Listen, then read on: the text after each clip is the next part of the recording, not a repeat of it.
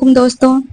मुहर्रम का महीना चल रहा है। इस मुहर्रम में करबला की लड़ाई हुई थी और जब क्या हुआ, यजीद की फौज ने फुरात नहर पर 10,000 फौजी लगा दिए, इसलिए ताकि खेमे हुसैनी से कोई पानी न ले जा सके। इसके बाद अब्दुल्लाह बिन इब्न हसीम खेमों की तरफ आया और निहायत गलत लहजे में ताने दिए। इससे इमाम हुसैन को गहरा सदमा लगा। फिर इब्न हुसब ने ताने देने शुरू कर दिए। यह देख इमाम हुसैन के छोटे भाई हजरत अब्बास गैज में आ गए। इमाम हसन ने अब्बास को रोका और हजरत अब्बास ने फौज पर हमला तो नहीं किया, लेकिन जवाब देने के अंदाज ये बेहद गजबनाक अपनाया। उन्होंने खेमों से 19 कदम के फासले पर किबला, जिस तरफ नमाज पढ़ी जाती है, की तरफ रुख किया। जमीन पर ऐसा प्रहार किया कि पानी का फौहारा जारी हो गया और यह बताया कि हमारे लिए पानी की कमी नहीं है, हम इस जगह चमत्कार दिखाने नहीं हैं बल्कि इम्तिहान देने आए हैं। यूं तो 10 मुहर्रम को सभी 72 शहीद हुए था। 8वीं मुहर्रम में खेमे में पानी खत्म हुए एक दिन हो चुका था। आदमी औरत सब इबादत इलाही में मशगूल थे। बच्चे भूख प्यास नहीं सह पा रहे थे। नहरे फुरात पर हजारों का फौज का पहरा था। बच्चों के लिए बचाया पानी 7 मुहर्रम को खत्म हो गया था। 8 मुहर्रम को भी यजीद की फौज करबला पहुंची। इमाम बाड़े में जो आलम सजाए जाते हैं वो इमाम हुसैन के छोटे भाई हजरत अब्बास और उनकी 4 साल की भतीजी जनाबे शकीना की याद है। 10 मुहर्रम को हजरत अब्बास नहर पर पानी लेने गए।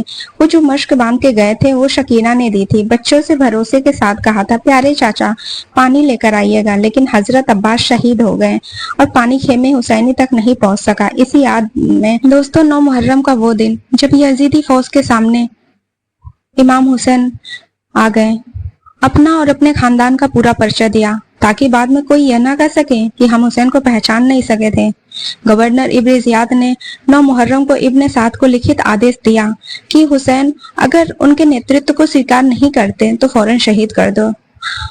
अल्लाह अकबर। लाश पर घोड़े दौड़ा देना।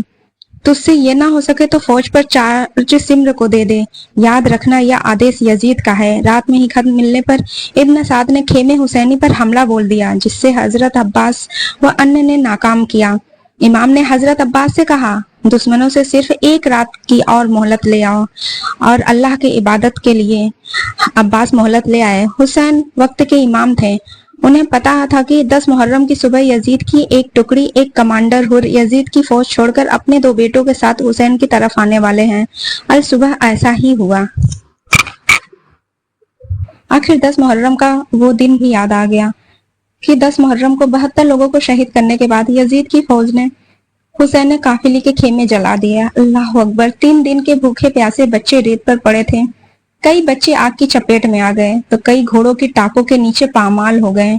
ऐसी मुसीबत में इमाम हुसैन की बहन जनाबे जैनब अलैहिस्सलाम से लुटे हुए काफिले की सरदारी निभाना शुरू की। बच्चों की गिनती शुरू हुई तो हुसैन अलैहिस्सलाम की 4 साल की बेटी शकीना नहीं थी। जनाबे जैनब अपनी बहन रुकैया के साथ ढूंढने निकली। हर तरफ लाशें पड़ी थी। अल्लाह अकबर।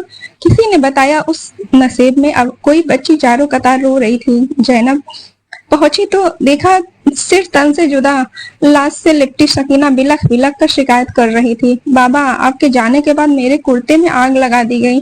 सिमर ने मेरे कानों की बालियां नोच ली। तमाचों से गाल नीले पड़ गए। बाबा। जैनब पहुंची और सकीना को गोद में लेकर वापस चली। सकीना ने पूछा, तुमने भाई हुसैन की लाश कैसे पहचानी? बच्ची ने रोते हुए बताया, मेरे कान से खून निकल रहा था, अंधेरे में कुछ दिखाई नहीं दे रहा था। मैं मतकल में रोते रोते बाबा जान की आवाज लगा रही थी। नसीब से आवाज आई, मेरी बच्ची सकीना, मैं यहाँ हूँ। उसी के सहारे मैं पहुंची। 10 मुहर्रम की रात को फौज ने कई बार काफिलों को लूटा।